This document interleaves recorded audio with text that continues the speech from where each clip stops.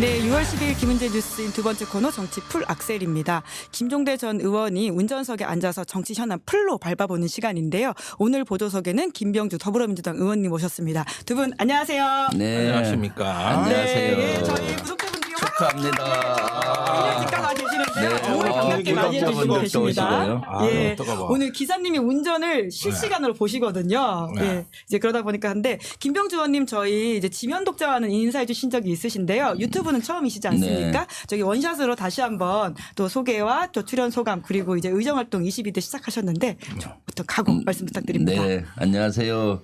주불리 김병주입니다. 네.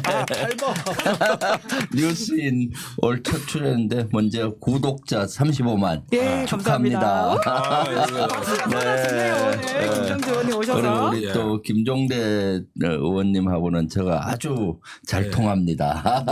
김종대 의원님 차량에 제가 탑승을 해서 예. 영광이고요. 오늘 또 시청자 여러분 만나서 영광입니다.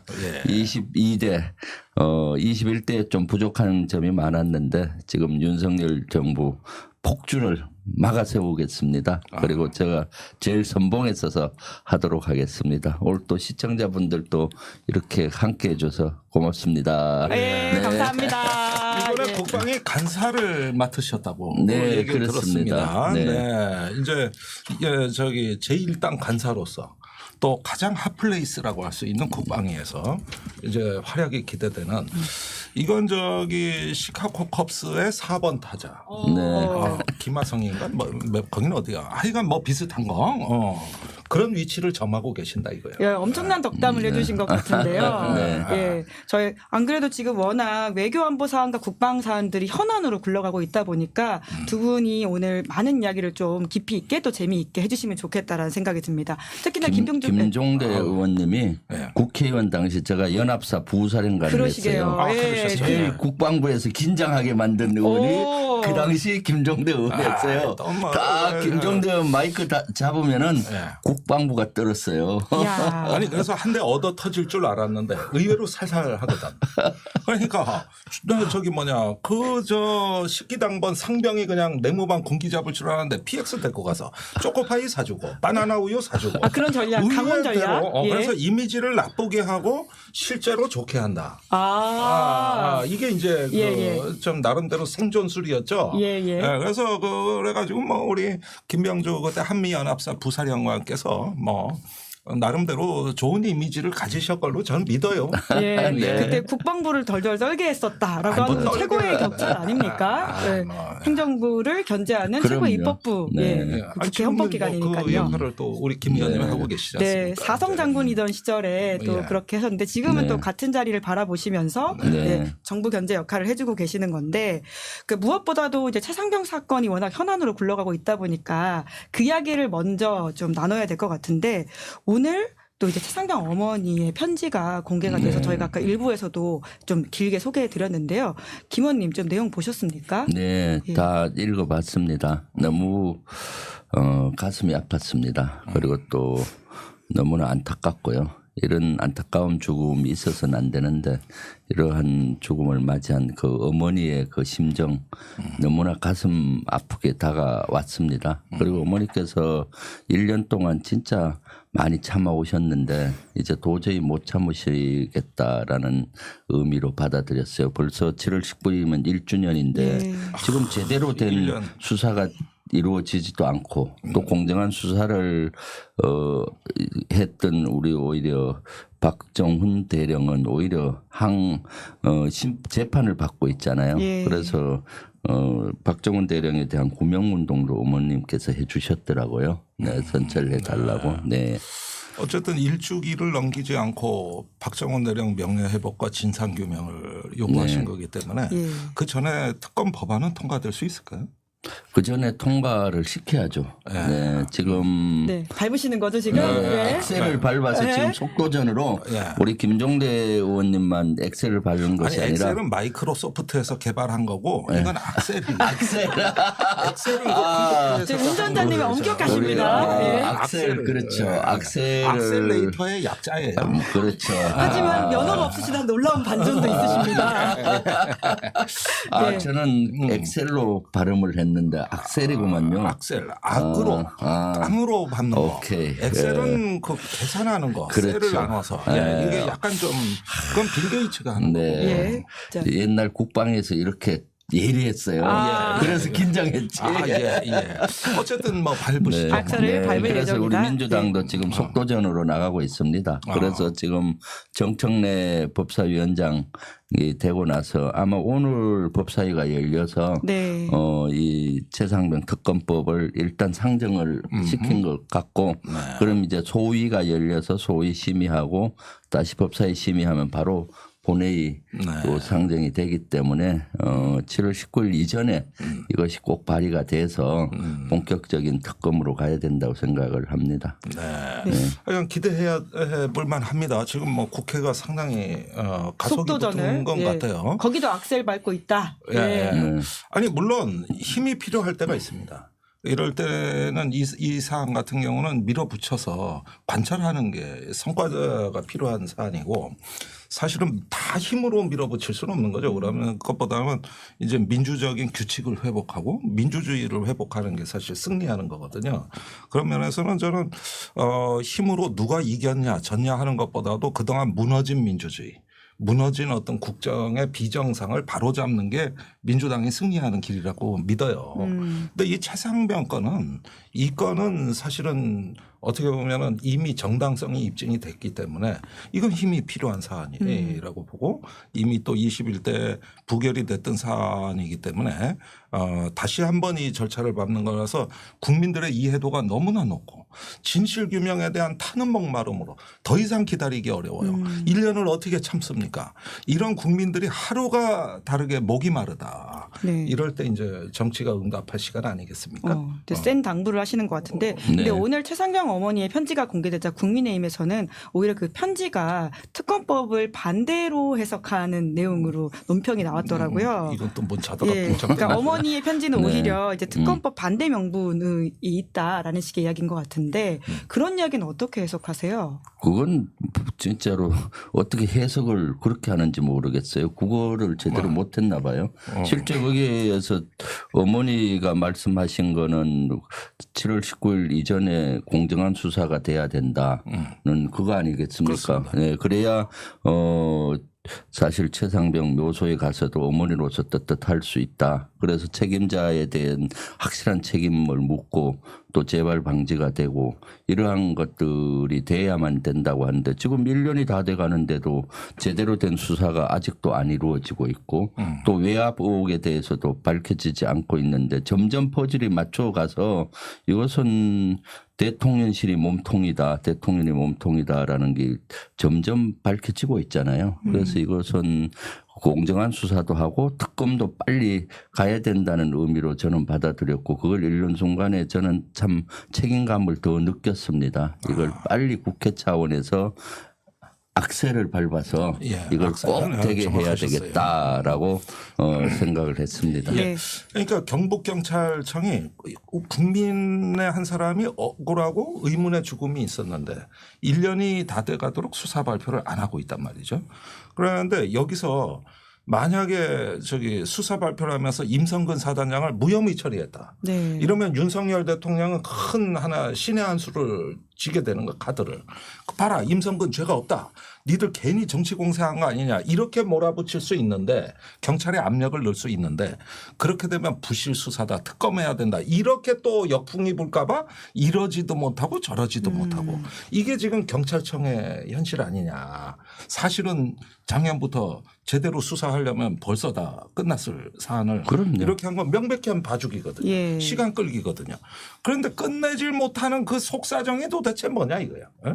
속사정이. 뭡니까? 그러니까 이제 됩니다. 우리가 하는데 그런데 오늘 제가 하여간 얘기만 하면 단독 기사 나온다고 말하는데 오늘 또 터졌어. 또 터졌어. 제가 사라진 보고서가 있다. 작년에 조사본부의 보고서가 세 종이라 그랬어요. 하나는 8월 14일 중간 보고서. 이거는 해병대 수사단하고 비슷한 결론. 그리고 최종 보고서. 이거는 혐의자 다 빼고 2명만 넘긴 거. 근데 중간에 하나가 빠진 것 같다는 사라진 보고서가 있다 그랬는데 그게 임성근 사단장이 직권남용 혐의를 오히려 얹어야 된다. 이 보고서가 어디로 사라졌다고 내가 얘기한 적이 예. 있어요. 중앙일보 보도로 나온 지금 그 그런데 내용이죠. 오늘 중앙일보가 예. 무슨 예. 보도를 했냐면 그게 있었대. 그래서 24일 날 원래는 21일 날 혐의자 다 빼고 경북경찰청으로 이첩했는데 다시 24일 날 또 이첩을 했대. 이게 임성근 사단장 직권남용에 대한 혐의 적용. 예. 별개 사건으로 이첩을 해버린 거야. 그래가지고 중앙일보 해석은 이게 조사본부가 저항을 한 거다. 다 빼버리니까 임 사단장 뭐 과실치사 다 빼버리니까 그러면 과실치사로는 이첩을 못하니 우회로를 뚫자. 그게 직권남용이다. 이렇게 해서 조사본부가 2번 이첩한 사실을 단독 기사로 오늘 네. 써가지고 또 하나의 제가 잃어버린 사라진 보고서가 하나 있다 그러면 그 퍼즐이 맞춰진 거예요. 김종대 의원이 이미 몇 달 전에 예언했던 아니 내용이 몇 달은 아니고 지난주부터 지난주인가요? 내가 예. 뭐 하나가 사라졌는데 이거 재밌다고 내가 얘기했거든. 그게 나왔어. 내가 얘기한 길어야 일주일 나온다니까. 네. 35만이 괜히 올라가서. 아니 그런데 김병주 네. 의원님 네. 왜 이렇게 임성근 전 사단장을 보호하려고 하는 거죠? 사실 많은 국민들이 궁금해하는 게 그거 아닙니까? 그걸 진짜 궁금해하죠. 왜 예. 대통령실이나 국방부 장관이나 이렇게 보호하려고 했는지가 가장 궁금한 지점이고요. 사실은 그 전에 사실은 중간 보고서가 사라진 게 이번에 직권남용으로 이첩했다고 하잖아요. 사실 직권남용이라고 저는 봤었거든요. 그리고 과실치사도 겸한다. 왜냐하면은 임성근의 혐의가 임성근의 혐의가 예. 왜냐하면 그 당시 그 해병대 1개 여단이 이제 경북에 수해 지원을 갖고 그때 50사단장한테 이제 작전 육군 통제를 50사단장. 예, 50사단장한테 작전 통제를 줬어요. 그러면은 후방 지원만 1사단장이 해야 되는데 계속 그 가서 이제 간섭하고 작전 지시를 하잖아요. 예. 그러니까 그것은 명백한 직권남용이고 네. 그리고 작전 지시를 하더라도 제대로 된 지시를 해서 이렇게 사고를 막아야 되는데 뭐 여러 가지 정황들이 나오잖아요. 부당한 지시가 압력 이런 것들이. 네. 그러니까 과실치사 혐의로도 초기에 초동수사 과정에서 박 대령이 초동수사 과정에서 혐의가 있었던 거고 또 전체적으로 보면은 직권남용이 되는 거고 그래서 초기에는 과실치사 혐의의 포커스가 맞춰졌는데 전체 맥락으로 보면은 두 가지 다 그 문제가 있었던 거죠. 그렇군요. 네. 그렇게 네. 보면은 오히려 조사본부에서 사건을 키운 건데 네. 사실 나중엔 외압에 의해서 혐의자를 줄였지만 예. 이 부분을 공수처가 수사한 겁니다. 공수처의 조사본부가 네. 진술하는 내용이. 그게 지금 언론에 중앙일보 단독 보도를 예. 하는 거. 요즘은 보수 언론이 더 열심히 써요. 네. 동아중앙. 네. 요즘 뭐 아주 써야죠. 뭐 예, 여기 진보 보수가 어디 있습니까? 예. 그래가지고 완전히 이제 근데 이거 작년에 동아일보 특종이었다고 이게. 그게 1년 만에 이제 진실이 밝혀지고 있는 거거든요. 그렇게 보면은 이 부분이 공수처에서 조사본부가 상당히 진술을 했고 또 우리가 생각 이상으로 공수처가 많은 걸 알고 있는 것 같습니다. 네. 예, 계속 소문이 들리는데 내가 여기서 한 가지 예언을 더 할게요. 좋습니다. 이거 내가 보기에는 늦어야 2주 안에 어느 언론에선가 단독 기사 나온다니까. 네, 이제 언론사들도 김종대 의원님이 입을 주목해야 된다. 여기서 소스가 나온다. 여기서 나온다. 예. 이제 네. 계속 나가 이제. 예. 거기 치즈팁 드립니다. 예. 우리가 알고 있는 건 외압설. 외압설에 왜 외압을 넣었을까? 경로설. 그러면 경로를 해서 외압을 넣었다. 그럼 그 경로는 왜 했을까? 그러면 로비설. 네. 누군가 구명 로비를 한 것이다. 이제 여기까지가 일련의 내러티브. 하나의 서사를 구성하고 있는데 제일 취재가 안 된 게 로비설입니다. 그렇죠. 네. 왜 대통령이 경로하고 이 광란의 시간이 펼쳐졌을까? 뭔가 원인 제공자가 있을 예. 거다는 일종의 뇌피셜이고 추정이었잖아요. 공수처가 하나를 잡은 거야. 뭘 잡았죠? 아니, 그건 내가 다 얘기는 못하고. 예. 내가 69페이지의 별도 보고서를 작성했다는 얘기를 들었어요. 관련해서요? 페이지 수만 알려줄게. 69페이지. 그러니까 지금 로비 구명설과 관련되어 있는 부분을 공수처가 상당 부분 수사했고 이건 대통령실이 거기에 나와. 예, 69쪽에 주로 가까운 무대가. 내용들이 이미 보고서가 있다. 용산에. 예, 용산에. 용산을 타겟으로 한. 요거는 갖고 예.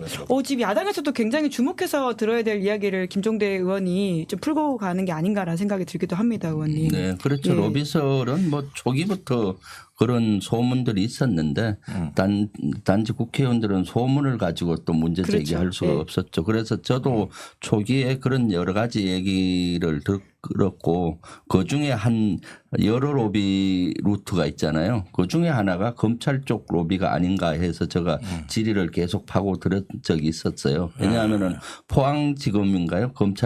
포항에 있는 검찰에서 해군 본부로 끊임없이 이 확인을 하고 하거든요. 그렇죠. 해군 본부 군 검찰 쪽으로 할 이유가 없거든요. 나중에 초동 수사 결과를 해병대에서 경북 경찰청으로 보내면은 거기서 수사가 끝나고 나서 포항 경찰청이든 어디 그 검찰로 가잖아요. 네. 그렇게 되는데 그렇게 이첩도 되지 않은 가운데서도 계속 끊임없이 수사 상황을 물어보고 하거든요. 그런 정보가 있어서 제가 그때 국방위에서 계속 물었었죠. 그런데 그게 사실로 확인이 됐었거든요. 그럼 왜 초기에 검찰들이 그렇게 알려고 했느냐? 그러니까가 의문이잖아요. 네. 그런 것도 하나의 로비에 의한 게 아닌가라는 의혹이 있었는데 더 이상 이렇게 캐고 들어가기는 한계가 있었죠. 수사권이 없으시니까. 예. 그런 거고 또 다른 몇 개 루트로 로비를 했다는 썰들이 많이 돌았는데 사실 국방이나 운영위에서는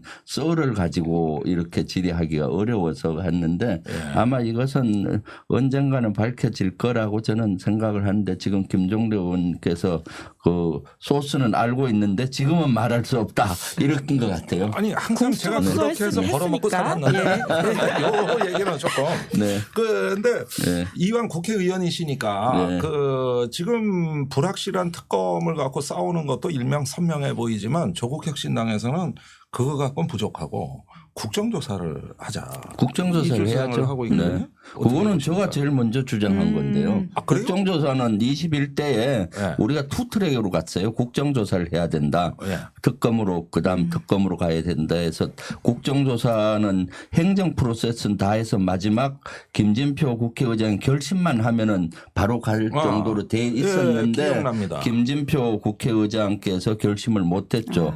그리고 나서 총선으로 넘어가면서 결국은 그러면 특검이라도 하자 해서 했는데 그게 맞습니다. 저는 왜냐하면은 운영이 국방위에서 이미 퍼즐이 한 80% 맞추어졌고 네. 국정조사를 하면은 정인들을 다 채택을 할 수가 있어요. 네. 운영위와 국방위에서는 정인을 국정조사에 감사할 때도 제대로 채택을 못했어요. 예를 들어 박종훈 대령이라든가 해병대 수사단이나 또는 대통령실에 파견됐던 해병대 대령이라든가 군 검찰단장이나 이런 사람을 정인으로 채택을 했는데 여당에서 거부를 해서 못했거든요. 그러니까 반쪽짜리 얘기만 들은 거죠. 예. 그래서 국정조사를 하면 관련자들을 다 부를 수가 있는 거죠. 이제는 그렇죠. 대통령실 이시원 비서관부터 해서 임기훈 또 임기 다 불러서 하면은 퍼즐이 지금 한 90% 이상 맞춰질 거예요, 사실은. 그리고 마지막 단계에서 거기서 못한 거는 수사로 예를 들어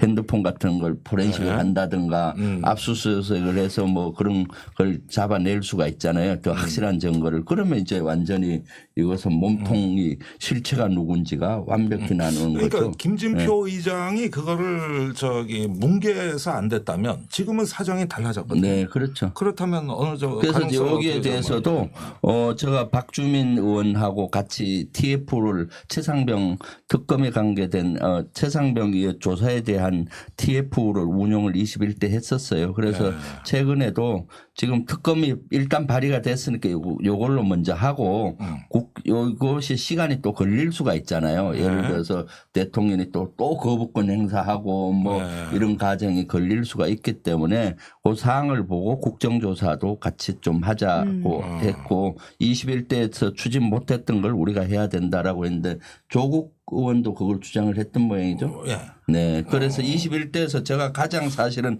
의지를 갖고 초기에 아니 했던 그러니까 게 의원님이 가장 국정조사였죠. 의지를 갖고 했는데 왜 조국 혁신당 기사가 더 많냐 이거. 네. 자, 최근에는. 오늘의 정정 김병주 의원님이 가장 먼저 이야기하셨다. 예. 요건 살짝 브레이크 밟아주고 예. 그쪽 당은 조금 브레이크 밟고 여기가 앞서를 약간 예. 넣어야 되는 겁니다. 네. 네. 네. 저 김병주 의원님 모셔가지고 저는 이것도 좀 여쭤보고 싶었는데 임성근 전 사단장이 경찰에 탄원서를 냈는데 네. 그 내용이 좀 논란이 되고 있지 않습니까? 네. 이제 군인 출신이시고 사성 장군이셨으니까 사실 군인이란 무엇인가에 대한 임 전 사단장의 이야기를 어떻게 보시는지 궁금한데요. 아주 좋은 네. 질문이에요. 예, 네. 좋은 질문이라고 우리 김종대 진짜 기자님이 지적하셨습니다. 그것은 탄원서 저도 쭉 읽어봤는데 예, 의원님 요 문장만 제가 혹시 모르시는 네. 분도 있으니까 말씀드리겠습니다. 군인은 국가가 필요할 때 군말 없이 죽어주도록 훈련되는 존재다. 이런 이야기가 있습니다. 네. 예. 그래서 탄원서 아주 뭐라고 할까 군인답지 못한 특히 장군 잡지 못한 그러한 것들이 탄원서에 그대로 다 나왔어요. 원래 지휘관이나 리더는 책임은 나에게 공은 부하에게 이게 슬로건이에요. 모든 책임은 내가 지겠다. 예. 공은 부하에게 주겠다는데 예. 지금 윤석열 대통령이나 임성근 사단장이나 이종섭 장관이나 다 책임은 부하에게 반대잖아요. 네. 공은 나에게. 그러니까 예. 그런 자세가 탄원서에 그대로 나왔어요. 나는 책임이 없다. 나는 죄가 없다. 대대장들이 뭘 잘못했어. 대대장들이 뭘. 잘못이 있다라고 탄원서에 아니 어떻게 탄원을 그렇게 이게 무슨 탄원이냐고. 11대대장이 뭐 작전 지역을 확대했고 뭐 7대대장이 뭐 거기에서 오해해서 뭐 어떻게 하고 지침을 오해해서. 그것은 나는 책임이 없고 대대장한테 책임이 있다. 그렇지만 대대장들 봐줘라 이거 아니에요. 이 말이 되는 겁니까? 아니 가만히 있기는 하지. 네, 네. 이게 무슨 또 이게 추태입니까 이게. 그리고 또 죽음을 또 거기서 운운하잖아요. 예. 물론 군인은 목숨을 걸고 국가와 국민을 지켜내야 돼요. 그렇지만 여기서 그 단어가 나오는 건 그럼요. 부적절한 예. 것이죠. 지금 이 진짜 억울한 죽음 때문에 이렇게 많은 국민들이 가슴 아파하고 있는데 그래서 그것은 탄원서가 아니라 자기 해명서고 자기 탄원서. 네, 자기 탄원서인데 아주 이것은 참 군의 신뢰 특히 리더들의 군 지휘관들의 신뢰를 잃게 하는 그러한 결정적인 거라고 봐서 참 창피스럽더라고요. 어떻게 이런 사람이 장군을 달고 사단장을 했을까? 군의 리더는 그 탄원을 하면은 모든 건 저에게 책임이 있습니다. 우리 부하들은 좀 저의 지시에 의해서 움직였을 뿐이니까 좀 선처해 주십시오. 내가 모든 걸 책임지겠습니다. 이렇게 해 왔어요 다. 그렇잖아요. 아니, 그게 정상적인데 대표적으로 나는 책임이 없어요. 나는 뭐 무죄인데 우리 대대장들이 저들이 잘못해 갖고 했어요. 그럼에도 불구하고 좀 선처해 주세요. 이게 말이 되나요? 네. 그러니까 그 옛날에 해병 2사단의 백경순 사단장이 그때 해병 2사단 강화도 지역에서 탈북자가 임진강을 건너 월북을 해버렸거든요. 예. 그래서 보직 해임이 됐다. 네. 그때 보직 해임을 달 때 마지막으로 합참의장한테 뭐 본인은 보직 해임을 수용하는 걸로 하고 언론에 나온 바로는 저는 보직 해임을 수용하고 받아들일 테니 부하들에게는 책임을 묻지 말아 주십시오. 이러고 사단장 날라갔어요. 임 사단장하고 이 같은 해병대 사단장인데 어떻게 결과가 이렇게 다릅니까?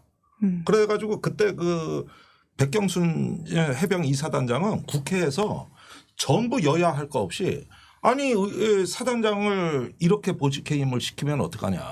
그때는 이거 형사 사건이 아니었거든요. 그냥 지휘 책임만 물어서 그렇게 됐는데 그때는 여론이 거꾸로 사단장 지켜주기로 갔던 겁니다. 그런데 이번의 경우 사람이 죽은 것도 아닌데 보직해임이 됐고 부하들은 지켜달라 그러니. 근데 이번에는 어떻게 되느냐. 부하가 사망했는데 본인은 이제 책임이 없다고 얘기를 하면서 자기 보직해임을 면하려고 했던 겁니다. 네. 그런 인사 로비가 있었던 거예요. 네. 이제 그러다 네. 보니까 많은 국민들이 이 사건에 대해서 더 마음을 쓰고 이 사건이 잘 진상규명됐으면 좋겠다라고 생각하는 것 같은데 아까 말씀하셨던 이제 책임은 이제 부하에게 공은 나에게라고 하는 태도에 윤석열 대통령, 이종섭 전 장관 그리고 임성근 전 사단장이 그런 태도를 보인다라고 김병주 의원님께서 지적해 주셨잖아요. 네, 특히 윤석열 대통령이 예. 전형적인 그런 스타일 있잖아요. 윗물이 맑아야 아랫물이 맑습니다. 네. 국군 통수권자가 늘 공은 나에게 책임은 부하에게 네. 그 책임질 없애려고 전혀 생각도 안 하고 예를 들어 이태원 참사와 같은 그런 참사가 일어나고 나도 그렇고 네. 또 여러 가지 이런 문제에서 책임을 안 지잖아요. 사과도 안 하고. 그러니까 밑에 장관들도 이태원 참사만 해도 누구도 책임진다는 아직도 장관도 이상민 없고 장관이 국무총리도 장관이죠. 예. 책임진다는 얘기도 없고 네. 사과도 없고 그렇게 윗물이 흐리니까 밑에도 흐려지는 거죠. 아. 이런 상황에서도 사실 대통령이 예를 들어서 몸통 뭐 이렇게 경로하고 했으면 내가 그때 이렇게 해서 경로했다. 네. 그래서 이렇게 좀 그때는 판단이 잘못됐는데 사과합니다 하고 하면은 국민들이 다 용서하고 할 거 아닙니까? 예. 그런 떳떳한 모습을 리더는 보여주기를 원하는데 지금 현 정부는 누구도 장관이든 대통령이든 국무총리든 책임지지 않는 자세. 특히 군은 그렇지 않았어요 지금까지. 지금까지 그렇지 않았는데 지금 이러한 형태들이 앞으로 군의 문화를 아주 흐리고 군 기강을 해이하게 하고 이럴 거라고 저는 보여집니다. 이것은 저는 참 가슴 아프네요. 가슴 아프죠. 이거는 또 윤석열 대통령이 당선인 시절부터 그랬잖아요. 대통령실 졸속이 좀 국방부 건물을 뺏어서 들어가고 네. 외교부 장관 공간을 뺏어서 들어가고 그러니까요. 그러니까 국방부 장관은 합참의장 방을 뺏어 들어가고 아이고. 합참은 또 시설본부를 뺏어 들어가고 네. 5천 년 역사를 통해서 이러한 왕이나 이런 사람이 있었습니까? 전쟁이 났을 때만 어쩔 수 없이 피난을 갔을 때 예. 그 고을 사또의 집을 좀 잠시 빌렸을 정도는 했을지 몰라도 평시에 또 나왔습니다. 네. 평시에 이런 일은 없었죠. 그러니까 지금 최상병 사건도 이러한 모습이 그대로 보여져서 너무나 안타깝다고 저는 아니 보여져요. 그러니까 그렇게 무리하게 용산으로 가니까 네. 똥풍선이 3개나 날라와. 아이고 그 이야기 그래가지고 자연스럽게 넘어가시면 됩니다. 이게 뭐냐 하면은 오물풍선. 아니 저기 그 북한 네. 무인기가 용산 P73 그 비행 금지 구역 이거 아주 특별한 구역 아닙니까? 대통령 그 경호 구역인데 이걸 뚫었다는 걸 밝혀내신 분이 바로 김병준 의원이죠. 예. 그런데 이번에는 저기 오물풍선이 전쟁기념관, 국립중앙박물관, 용산구청해저 대통령 집무실 500m 거리에 3개가 떨어졌어요. 그러니까 이런 일이 벌어져도 되는 건가요? 완전히 대통령이 저기 뭐냐 그 왜 저 이촌역 있는데 중앙박물관 옆에 그 왜 38번 게이트인가요? 네. 그리로 한남동 공간에서 와서 이렇게 대통령 집무실로 출근하지 않습니까? 그렇죠. 그런데 거기 떨어졌어. 거기가 전쟁기념관 옆에 주차장 어린이 정원 국립박물관 그 바로 옆에. 예. 바로 거기입니다. 그러니까 출근할 때 이제 지금 해외 가셔서 굳은 일은 없지만 자칫하면 출근하다가 그거 볼 뻔했어. 그리고 근무하는데 저 뒤에 뭐가 웅성거려. 보니까 전쟁기념관에서 보니까 풍선이 이따만한 게 또 있어. 그래서 끝난 줄 알았어. 그러다가 점심 먹고 이렇게 저기 뭐냐 집무실 들어가려고 그랬는데 저쪽 용산구청에서 쪽에서 뭐가 또 보여. 이게 하루에 똥풍선을 3번 볼 뻔했습니다. 오물풍선. 완전히 예. 예, 왜냐면 종이도 좀 들어가 아니 있다고 그러니까 하더라고요. 저 중앙일본 예. 분변풍선이라 그러고 예. 동아일본 대변풍선이라 예, 그랬는데 예. 이번에는 저기 휴지만 보냈대. 예. 예, 이건 북한에서 확인이 된 거예요. 그런데 일부 언론, 극히 일부 언론에서는 뭐 오물이 묻었다는 얘기도 있어요. 그 휴지에. 그러니까 진짜는 우리가 너무 상세한 보도는 안 하는 게 품격에 나는 것 같고. 그런데 이게 말이 됩니까? 대통령 앉아 있는데 북쪽만 빼고 동남 서가 그냥 딱하니 이쁘게 이렇게. 그러니까 이것은 경호작전의 완전한 실패죠. 왜냐하면은 조금 부원 설명하면은 대통령실에는 지상에도 울타리가 있잖아요. 2중 3중에. 공중에도 하늘에도 울타리가 있어요. 하늘의 울타리가 비행금지 구역이에요. 왜냐하면은 그 지역에 그 미상 물체가 들어와서 테러를 할 수가 있잖아요. 9.11 테러 같이 비행기가 와서 테러를 할 수도 있고 뭐 드론이 할 수도 있고 지금같이 미상 풍선이 할 수도 있기 때문에 거기는 미상 물체가 무조건 격추시킵니다. 예를 들어서 지상 울타리에 누구 이상한 사람이 들어오면 바로 그 체포하고 할 거 아니에요. 그래서 하늘의 울타리가 비행금지 구역인데 반경 3.7km 원으로 돼 있어요. 그러니까 용산 집무실로부터 3.7km, 한남동 간제로부터 3.7km 돼 있으니까 용산이 대부분 들어가는데 지금 이번에 오물풍선이 그 안에 떨어진 거죠. 그래서 이것도 문제 제기를 제가 또 이번에 처음 했어요. 비행 금지 구역은 하늘의 울타리가 눈에 안 보이니까 대부분 사람들이 몰라요. 그냥 대통령실 가까이 딱 저는 그 전날 오세훈 시장이 페이스북에 글을 딱 보고 아 비행 금지 구역 이번에도 뚫혔구나. 오세훈 시장 페이스북에 수방사령관으로부터 보고를 받았는데 오물풍선이 김포를 지나서 용산을 지나서 청담대교로 가고 있다. 그래서 여러분들 발견하면은 이거 신고해 주세요 해서 용산을 지나간다는 거예요. 용산을 지나가면 비행 금지 구역이 뚫힌 거예요. 그래서 바로 제가 이거 문제 있다 해서 조사를 했더니 청담대교 앞에 잠실대교에 그 다음날 아침에 보면 풍선이 하나 있었어요. 그래서 바로 이거 문제 있다 확인해 보자 했더니 이 처음에는 용산에 하나를 떨어졌다 하고 나중에 2개, 3개 늘어나는 거예요. 지금 4개까지. 네, 그래서 비행 금지 구역이 이번에도 뚫혔다 하니까 경호처에서 전에 무인기 침투했을 때도 했을 땐 그때 제가 간첩으로 몰았는데 이번엔 명백히 풍선이 있으니까 아니 그러니까 의원님 말씀은 네. 떨어진 것만 4개지 지나간 것까지 지나간 건 하면 훨씬 많죠. 그러면은 몇 개가 그렇죠. 뚫린지 정말 이게 다시 계산해봐야 네. 그냥 용산 다 뚫렸어요. 네. 이렇게 따지면 그렇죠. 지나간 거 지나가더라도 뚫힌 거거든. 그걸 그렇죠. 지나갔으니 그래서 그때 저는 처음에는 곰풍선이 발견되기 전에 밤에 아 여기 보니까 그때 중구 서울시 중구에 3개 종로에도 3, 4개 이런 데이터가 오더라고요. 그림을 확 그려보니까 이거 뚫혔구나. 아니 그러면 네. 이게 P73 구역이고 그때 무인기로 그렇게 혼이 났으면 풍선은 더 느리고 네. 크니까 격추를 하든지 뭔 방어 대책이 있었어야 되는데 이번에도 없었지 않습니까? 그렇죠.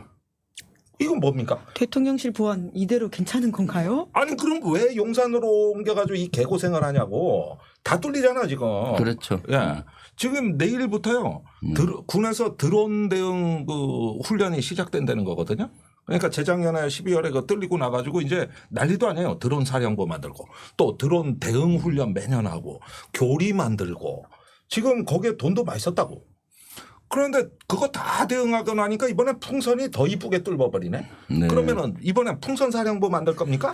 이번에는 뭐 그러면은 저기 뭐냐 아니면 뭐 새나 꿩을 훈련시켜 잡으라 그럴게요? 아니 뭔 대책이 있어야 될 거 아니야 대책이. 이게 맨날 뚫려요. 예. 그러니까 지금 군에 하긴 하니까 매뉴얼이 없더라고요. 풍선이 내려왔을 때 이번엔 또 조차는 매뉴얼이 없는 없구나. 거예요. 그러면은 매뉴얼은 만들기가 쉬워요. 예를 들어서 1차 풍선이 넘어왔을 때 아 이게 대비가 안 됐구나. 그러면 매뉴얼을 드론과 준해서 한다든가 드론이 들어왔을 때 이미 시스템을 갖추고 있잖아요. 그런 것들을 만들었어야 되는데 그런 걸 만들 생각을 안 했잖아요. 1차 풍선 넘어와갖고 그때 한 300개 가까이 해서 전국 경주까지 떨어져서 국민이 불안해했잖아요. 그때 28, 29일로 기억이 되는데 맞습니다. 그때 윤석열 대통령 뭐 했나요? 국민의힘 연찬에 가서 기분 좋다 하면서 어퍼컷하고 막 그런 거예요. 술 돌리 욕좀 그러니까 먹더라도 여기도 윗물이 맑아야 아랫물이 맑다는 생각이 하는데 2차 풍선이 이제 날아온다고 이제 북풍이 부니까 할 때 1사단장하고 전방사단장이 음주했잖아요. 그래서 지금 보직에서 분리되고 뭐 보직 해임 수순을 밟는 것 같은데 그렇게 되니까 3차 풍선이 온다 할 때는 군에서 조치한 게 뭔지 아세요? 혹시 또 술 먹을까 봐. 전 장병 이번엔 일요일인데 정상 근무해라. 밤에 23시에 밤에 지시를 하니까 군에서 난리가 난 겁니다. 비상이 걸려서 대기하는 건 군은 당연한 건데 통상 비상이 걸린다면은 경계태세 또는 준비태세 이런 걸 걸어서 하잖아요. 그런데 그런 거 전혀 없이 내일은 정상 근무야.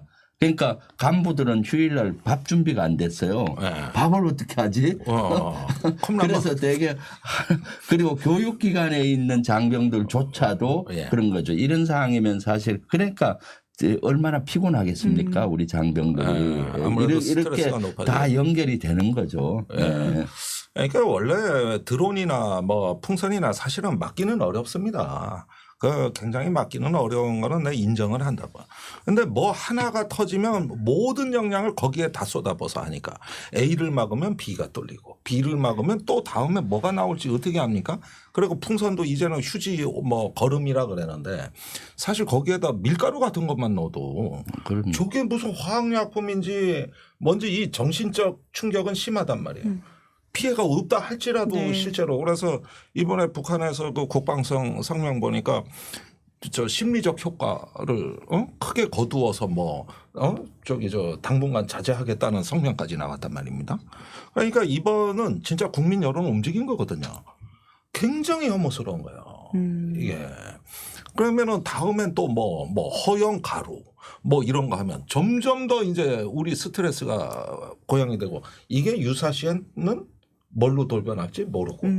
그런데 거기에 대통령이 제일 잘 뚫리는 데 있고 요거 아닙니까? 얘긴즉슨. 네. 뭔 나라가 이러냐고.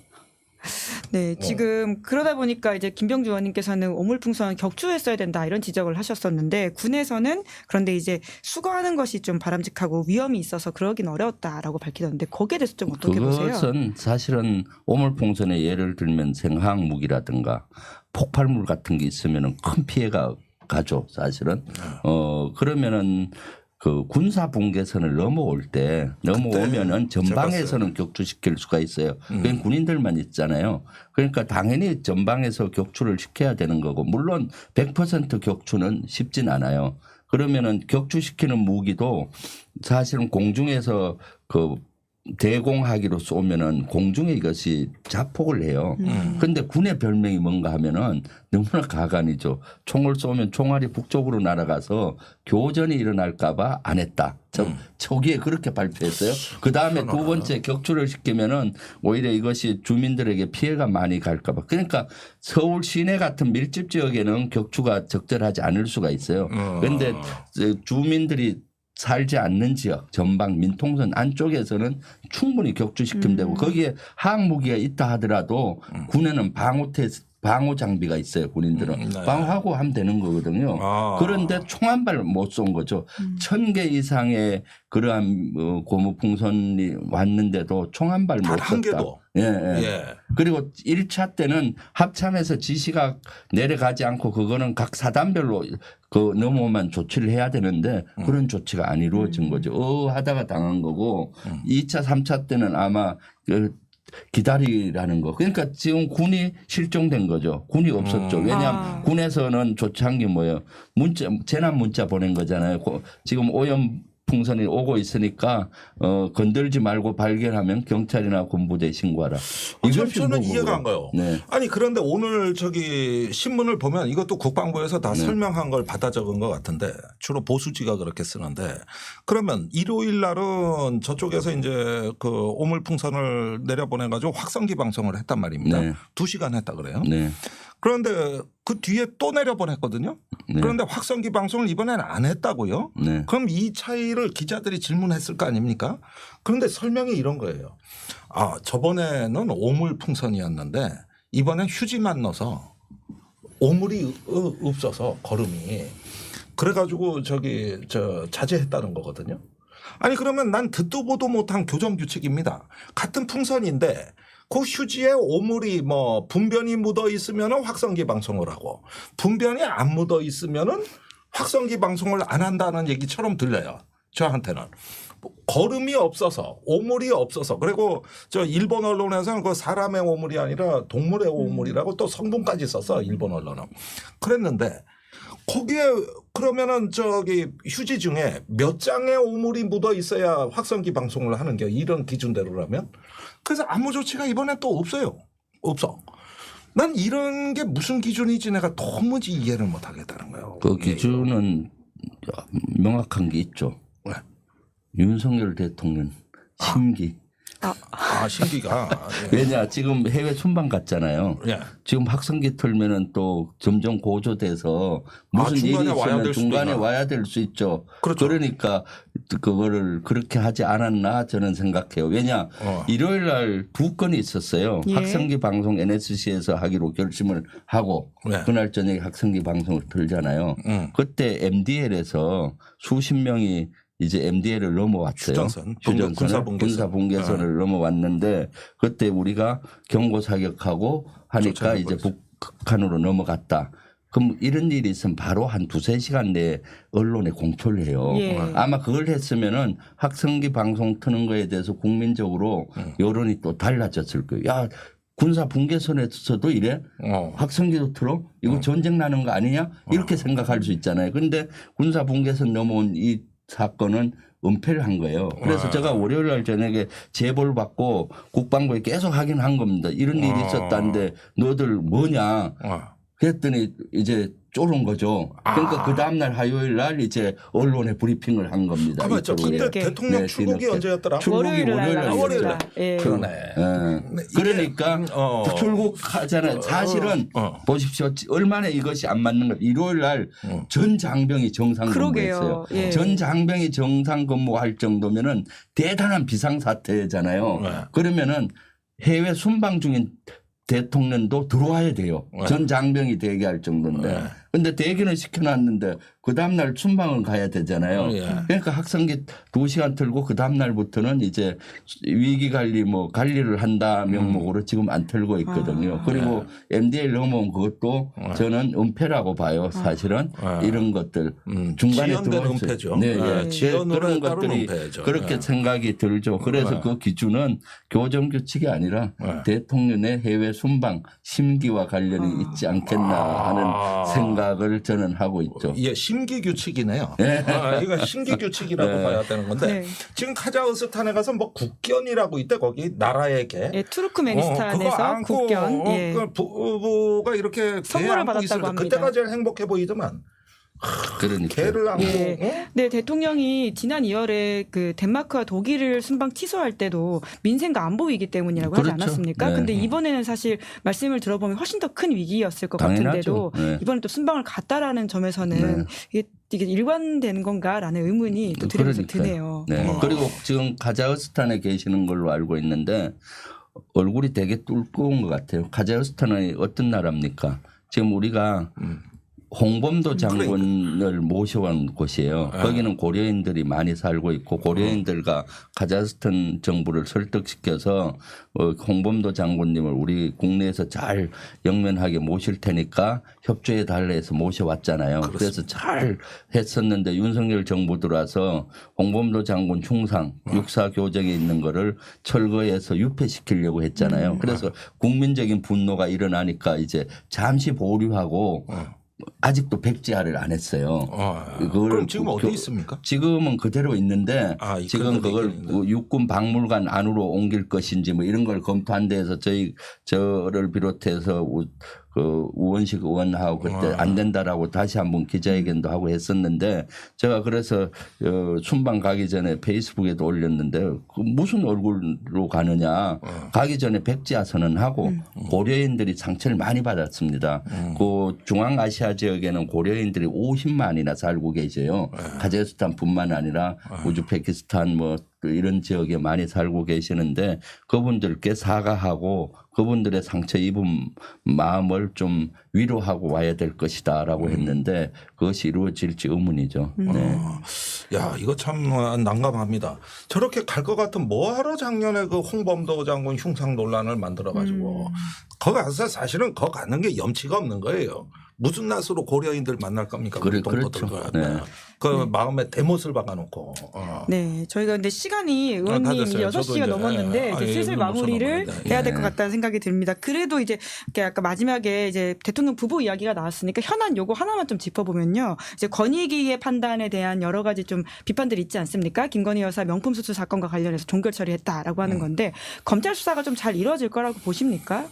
일단 뭐 권익위에서 이렇게 한 것은 진짜 국민 권익위가 아니라 윤석열 내외 권익이다라는 생각을 해요. 이것은 말이 안 아니라 건의한 거죠. 그러니까 말이 안 되는 것이고요. 검찰에서는 그 법에 따라서 원칙대로 한다고 했는데 그것은 그 믿을 사람이 누구 있겠습니까? 좀 더 지켜봐야 되겠습니다. 뭐 권익위 뭐 그런 내부 사정은 내가 다 이해가 가는데 대통령 서울법대 동기가 위원장 하고 있지 않습니까? 그리고 또 공수처장도 사실 동문이 같고 네. 이렇게 했는데 이런 제방 국가의 공적 기능들이 너무나 지금 사유화가 많이 돼가지고 이게 국가 기능 부전에 빠진 거 아닌가 이런 생각이 듭니다. 다 그거 억울한 국민들이 의지하려고 만들어 놓은 거거든요. 네. 국가 인권이 지금 망가졌죠. 권익이 망가졌죠. 공수처는 외압에 시달리죠. 또 뭐 저 검찰 이상해졌죠. 그러니까 참 이게 국가의 어떤 민주주의 후퇴가 우리한테 얼마나 큰 비용을 초래하는가. 그런데 그 시험 그 리트머스 시험지가 바로 저 김건희 여사 건이란 말이죠. 다 걸려 있어요. 김건희 여사 건이. 전부 다 걸려 있습니다. 이 기관들에. 참 그런데 이제 저기 해외 순방 잘 다녀오시라고 다 기관들이 나서서 다 선물하고 나는 저 순방도 여사를 위한 순방 같아. 네. 어떻게 보면 9월에 가기로 돼 있는 걸 왜 6월로 땡겨서 저렇게 급히 가냐고. 다녀오시면 저희가 질문을 한번 해보는 것으로 이거는 하겠습니다. 내가 비행기를 브레이크를 걸었어야 되는 겁니다. 네. 그렇네요. 예.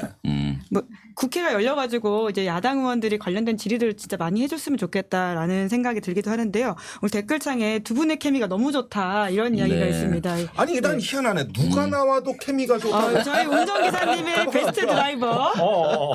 오늘 저번에도 누구와도 좋다고 케미가 그랬는데 좋다. 홍익표 의원 나왔을 때는 또 옛날 친구라고 잘 맞는다 그러더니 예. 이번엔 또 같은 군사 분야에 예. 계시니까 우리 네. 김 의원님 나오시니까 네. 케미가 좋고. 보시는 근데 분들이 케미는 확실히 좋다고 좋아요. 느끼십니다. 왜냐하면 네. 말이 아 하면 하고 금방 알아듣잖아요. 예, 예. 그렇죠. 네, 굉장히 네. 깊이 있게 오늘 대화가 네. 들어갔고 또 재미도 내가 있었습니다. 사실 예. 어디 딴 방송에서 손자병법 저 권위자시지만 네. 그 대담을 하면서 이렇게 강의를 했는데 네. 그 저기 파트너가 네. 손자가 사람이네.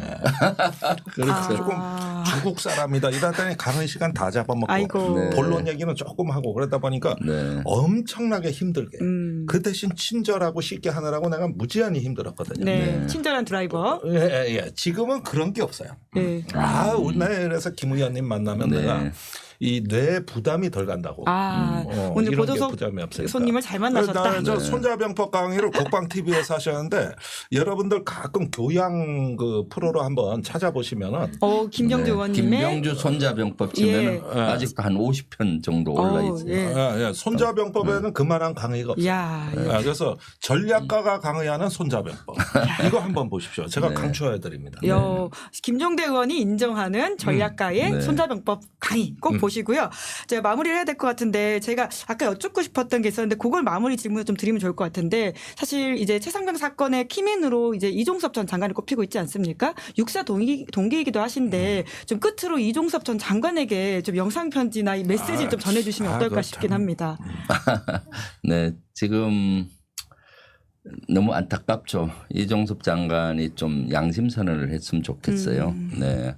늦었다고 생각할 때가 빠를 수도 있어요. 늦긴 했지만 그래도 지금이라도 떳떳하게 양심선언하고 책임은 나에게 공은 부하에게 이런 생각으로 이 실제 특히 대통령과의 그 통화 내용이 뭐였는지 그걸 밝히면 다 밝혀지잖아요. 네. 그런 걸 밝혀서 억울한 사람이 없도록 특히 박정원 대령 같이 억울하든가 최상병의 그 한을 좀 풀어줬으면 좋겠어요. 다시 장군으로 모습으로 돌아와서 좀 양심선언을 했으면 좋겠다라고 생각을 합니다. 아이고. 네. 예. 그 전문가가 전달되길 국회에 계시는 바랍니다. 게 얼마나 의미 있는지를 오늘 좀 네. 특히나 이제 김병주 의원님께서 보여주신 것 같은데 국방이라고 하는 게 좀 잘 안 보이는 영역이다 보니까 시민들이 또 이렇게 감시 영역이 부족한데 계셔가지고 또 이렇게 저렇게 취재도 하시고 질의도 하시고 내용을 전해주시니까 진짜 풍부했다라는 생각이 듭니다. 네. 의원님도 좋습니다. 마무리 멘트를 좀 부탁드립니다. 예, 이번에 이제 최해병 사건으로 인해서 우리가 군의 많은 걸 들여다볼 수 있게 됐습니다. 이렇게 자세하게 들여다볼 수 있는 기회가 없었거든요. 그렇죠. 그런데 일거수일투족이 다 드러나고 있거든요. 그 이제 진실의 문이 열리고 있다. 이제는 정치에서 정쟁과 무관하게 진실은 스스로를 드러낸다. 그래서 이제 그 얼마 남지 않은 진실의 시간에 우리 다 같이 겸손해지고 그 진실 앞에서 자신을 낮출 때 사람은 커 보이는 거거든요. 그런데 자꾸 버티려고 해서 소인배가 되지 마라. 이 말씀 드리면서 이제 곧 그 진실의 문이 활짝 열릴 때 국민 여러분께 무엇이 과연 우리의 양심이고 진실인가 이렇게 다 알려드릴 날이 멀지 않았다. 희망을 갖자 이 말씀드립니다. 네, 두 분 정말 말씀 감사드리고요. 박수 크게 주셔야 됩니다. 너무 잘 들었다라는 인사를 해주고 계십니다. 예, 김은지의 뉴스인 오늘 준비한 방송은 여기까지 하겠습니다. 두 분 감사합니다. 고맙습니다. 네, 감사합니다. 예, 내일 오후 5시에는 김은재 인터뷰가 방송되는데요. 국회 정무위에 배정된 두 분과 함께 김건희 여사 이슈 좀 더 깊이 들어가 보겠습니다. 더불어민주당의 천준호 의원, 조국혁신당의 신장식 의원 출연할 예정이니까요. 내일 방송도 많이 기대해 주시고요. 오늘 방송 재밌게 보셨다면 구독, 좋아요, 알림 설정 부탁드리겠습니다. 감사합니다.